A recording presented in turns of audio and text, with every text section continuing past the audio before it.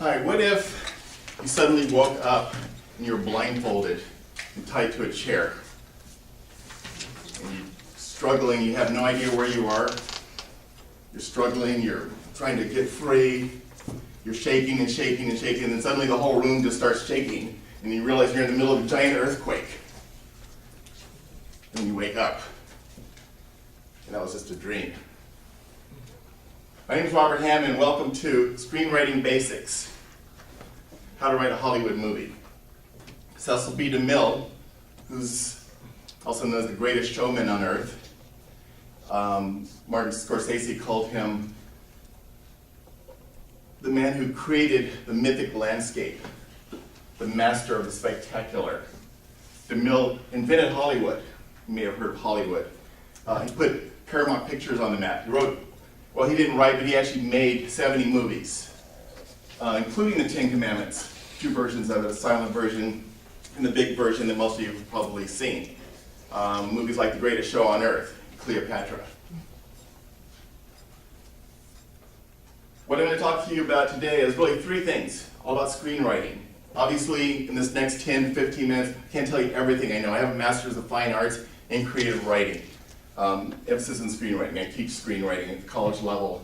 I work as a creative executive for a Hollywood producer. I work in the industry. I've written several screenplays. I've worked as a producer. I have several projects in development, including the biopic screenplay of Cecil DeMille, which hopefully we'll be seeing on the big screen sometime soon. But what I want to talk to you today about is really the basics of how do you take those ideas and how do you make a movie.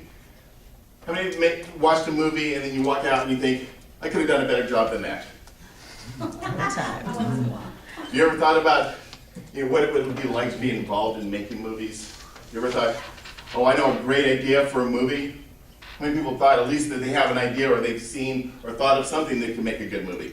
Whether it's something in your personal life or somebody that you know or some event or even something historical. And so what I want to talk to you today about is really how you take those dreams, those thoughts, those ideas and turn them into the big screen. This is what a screenplay looks like, those of you who haven't seen one. This is the script for C.B. DeMille, the man who invented Hollywood, written by Robert Hammond. In the front, I've got my agency and production company's name. The screenplay, 1 page equals 1 minute of screen time. 2-hour movie is 120 pages, 120 minutes. A 90-minute movie, approximately 90 pages. The good news about screenwriting is that every page is pretty sparse. It's not thick with just long, dense text. Movies are a visual medium. And so what I want to really get into is really 3 points, because I can only tell you about 3 main things right now, which are probably the most important things. I'll tell you everything that you need to know. You don't have to spend $100,000 in film school to learn, but you'll also have the benefit of knowing probably more than most people with an MFA, and most screenwriters and people who say I'm going to write a screenplay one day, or I'm working on a screenplay, which is half of the waiters in Hollywood. And you'll learn how to know that if you have an idea, how to turn that idea into this finished product, and how to take this finished product, which is the screenplay, and turn it into the actual movie that's on the screen. So there's 3 concepts, and I've given you a handout and talks about those. Basically, the main thing is you have to get an idea. What's this thing about? Number 2 is you need a character and a group of characters. You need people. Whose story is this? And then thirdly is you need the actual story outline or some kind of plot. What happens? And so it all starts again with an idea. Where do you get those ideas from? Cecil DeMille said, give me 2 pages of the Bible, I'll give you a picture. And so he would just take true stories. He'd take the story of Moses in the Ten Commandments, or he made the King of Kings, and stories about Cleopatra and Samson, Delilah. That's what he's mostly known for, those big biblical epics. But he wrote a lot of other stories, just stories he took plays that were on Broadway at the time. He came out to Hollywood in 1913 when there was nothing out here but orange groves and desert. People said, no, they don't make movies in California. Back then, what a movie was actually what they call like a Nickelodeon, which is an actual, like a peep show. And really only certain kind of people looked at peep shows, the same people that look at peep shows today. So it wasn't something that people thought, here, I want to put money into that business. And he actually even asked his brother, here, give me $5,000 to invest in this movie business. He thought he was crazy. He offered his first actor. He said, here, I'll give you a percentage of the business if you'll work on a percentage. He said, no, I want my $250 cash. Little did he know that Cecil B. DeMille would have made 70 major motion pictures, basically put Hollywood on the map, and basically put Paramount Pictures on the map. Basically created the golden age of Hollywood. So the question is, what if? What if you woke up blindfolded, tied to a chair? What would happen? What if all of a sudden, you're shaking and shaking and shaking, there's an earthquake, but then you hear somebody asking you questions, a voice you don't recognize. Where's Destiny's Lance? What? What you do know, however, is because who you are, you're a brilliant graduate student, and that's your thesis is on Destiny's Lance, which is the spirit of destiny. The one thing that you know about that for sure is that the legend says whoever possesses the lance, whoever possesses Destiny's Lance, will rule the world. You've done the research. You know that that spirit of destiny is not where they say it is. You've learned and you've uncovered secrets about this lance. It's been out throughout history, and it's been in the hands of some of the most powerful people in the world, including the Emperor Constantine, Attila the Hun, Adolf Hitler, George Patton. But they think you know where it is. But do you? So step 2, what if you write a movie about that story? You take an idea about anything, something that really happened, just a thought. That question, someone posed that question to me one time. They said, here, what if you wrote a story about somebody you just wake up blindfolded and tied to a chair? That was the idea. I wrote a book several years ago called Identity Theft, How to Protect Your Most Valuable Asset. I was in law school at the time, and a publisher I had worked with previously, I've written several books on other consumer-related topics, asked me, here, can you write a book on identity theft? It's such a big, fastest-growing crime in the world. I said, sure. So I had to take my time off of law school, which is when I ended up writing this book. But after writing it, because it was a true story, it's a true factual book, it's a how-to book, but I talked about, and I did a lot of research about the Secret Service, and about the FBI, and about all these different terrorist organizations and criminal organizations, and I thought, well, what if you just woke up one day, somebody stole your identity, and all of a sudden you start getting calls from people saying, here, you owe us all this money. And then you go to work, and you end up losing your job because they think that you've got a criminal record. And then your credit cards don't work. All of a sudden your cell phone quits working because they say, here, you owe us $10,000. You're getting people hounding you. You get pulled over by the police, and you get arrested for a crime you didn't commit. What if? Sounds like you got a problem, doesn't it? A little bit.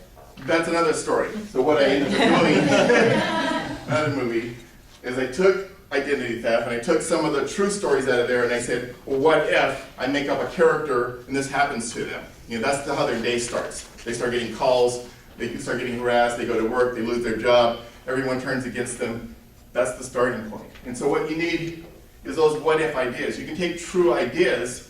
What if they made a movie about this great director, Cecil B. DeMille? I haven't seen one. The closest movie I've seen that looks like that is The Aviator, which is about Howard Hughes. Very similar person. How many people have seen The Aviator? Directed by Martin Scorsese.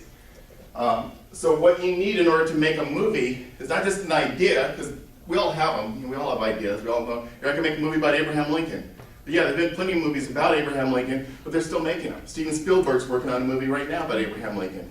What if we found out that the reason he got assassinated was something different than what we thought? One of the first projects I ever worked on was about Lee Harvey Oswald. The question was, who assassinated John Kennedy? What if Lee Harvey Oswald hadn't been killed by Jack Ruby? What if he went into a coma? 3 years later, they bring him out of the coma, and now he has to stand trial for the assassination of JFK. That was one of the first projects I developed.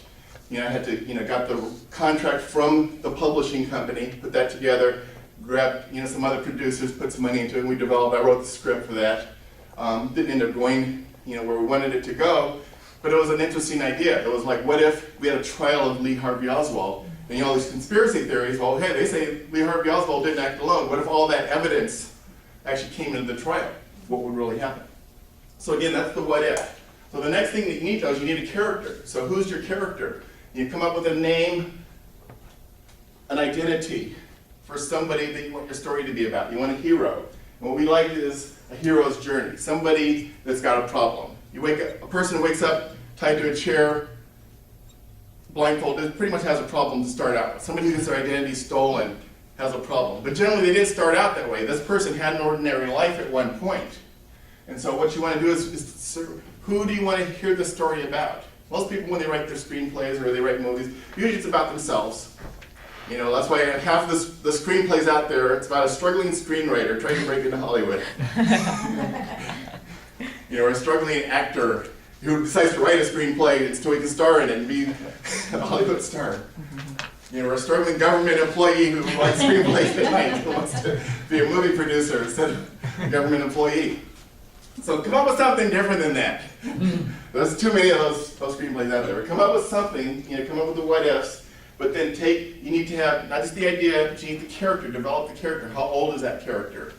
Is it a male or female? There's a big difference between you have a character who's a 40-year-old ex-Navy SEAL from New York in the same situation as you have an 18-year-old cheerleader from Iowa.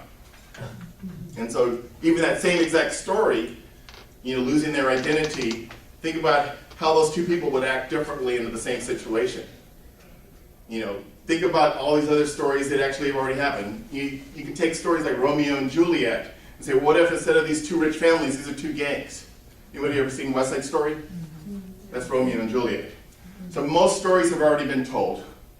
The deepest level of story, the reason why when we see movies, a lot of times we say, you know, that feels so powerful, so familiar, and even a lot of times we'll criticize. You know, how many people saw Avatar? You know, some people criticize it, oh, well, that's like this. But the thing is millions and millions of people saw it and they loved it because it reminds them of something that's deeper than just another story. It's different than just Dances with Wolves or Braveheart. Because there's something that's deep in there, and that's this journey, and that's the storyline, and that's the most important thing, besides having an idea, having a character, is taking a story and putting it into 3 acts, beginning, middle, and end.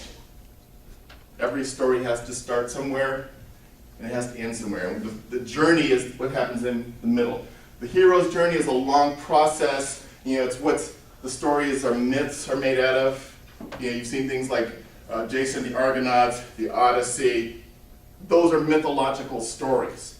You know, true story, even the story of Moses, the story of, you know, great spiritual leaders, but even the stories of Captain Kirk, you know, the stories of Lord of the Rings. Those are the same hero's journey. Harry Potter. You start on Act 1 basically as you introduce your characters, something happens. That person now has a problem. Their life was normal, but now something happened. And somebody, an antagonist, some kind of bad guy or some situation has occurred that creates some conflict. And now this person has to resolve it. You add in some sidekicks and some mentors. And if you notice, most of you, you've got somebody who's working with them. You've got someone who's a teacher, a coach type of a character. And then the problem is this thing gets worse and worse and worse. One of the ways that we look at those 3 acts is you introduce your hero and you chase him up a tree. Act 2 is you throw rocks at him while he's in the tree.